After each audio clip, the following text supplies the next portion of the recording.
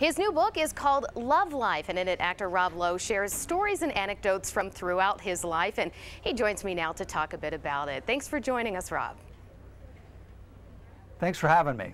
Well, the title of the book is Love Life, but it doesn't really cover your love life alone. It talks about lots of things in your career. Talk about that.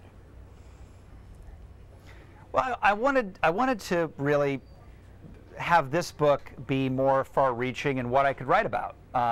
My first book was very much focused on growing up in the public eye. This is more fun for me in a way because it's everything that's interesting to me. It's love life, literally.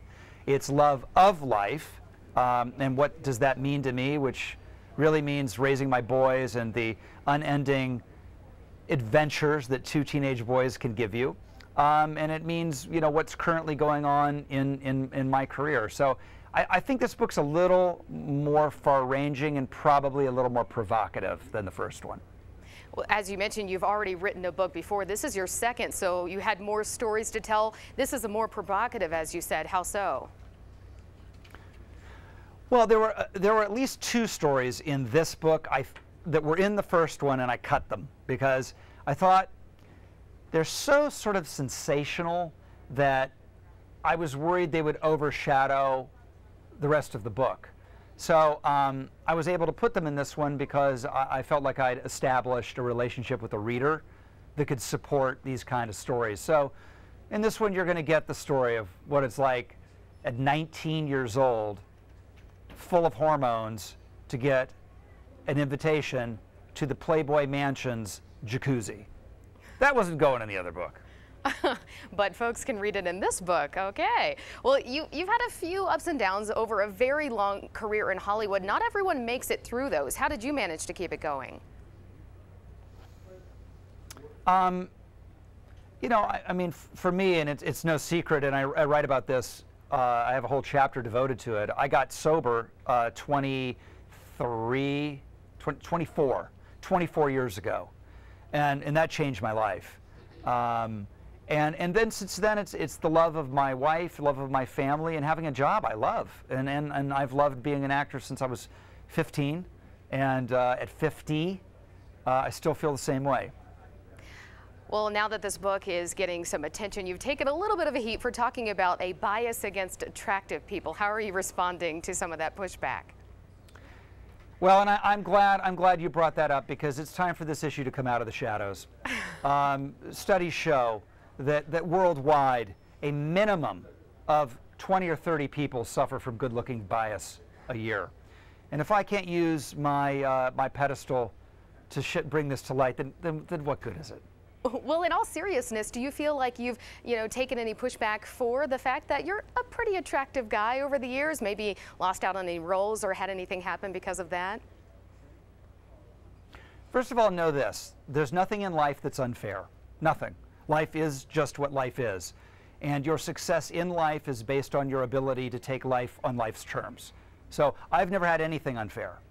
That said, I have been told countless times that the way I look isn't right for a doctor or a regular PTA dad, despite the fact that I am a PTA dad.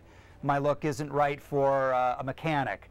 I've never been told that my look is wrong to play a good-looking, arrogant jerk. So what does that tell you? Oh, well, one of the other stories that people are talking about is losing out on the role in Grey's Anatomy, or rather choosing not to take it in favor of another series that ended up not doing so well. And there's a reason you told that story in the book, right? Yeah, I think it's interesting why we all make the choices we make. And I learn more from the choices that may not appear to have worked out than I do from the choices that work out. And the story of how that happened is a very intricate, very illuminative story of how Hollywood works and how the mind of an actor works. That's one of my favorite stories in the book. And it's also really funny. So the story of how why I'm not McDreamy, I think is a perfect example of the kind of stuff that goes on in show business every day and people don't hear about. And you mentioned earlier that you left out 2 stories from your first book that you put in this one. Do you have any other stories left? Will there be another book after this one? Well, I love the process. I find communicating directly and telling stories directly with people really refreshing, because as an actor, it's so collaborative. This is just me and the reader, so I love that. And I probably will write another book at some point. I have no idea what it would be. Probably something very different than these first two. Well, I'm curious, you do write about some other people within your books. Do you talk to them about it before they appear in print, or are they surprised like everyone else? If I see them, I will mention it, and I've talked to some of them, but I use this as my litmus test. I can tell a story about anybody as long as I'm coming off worse than they do. Well, you had a lot of success with the first book. We wish you all the much success with this second book. Thanks for spending time with us. Thank you.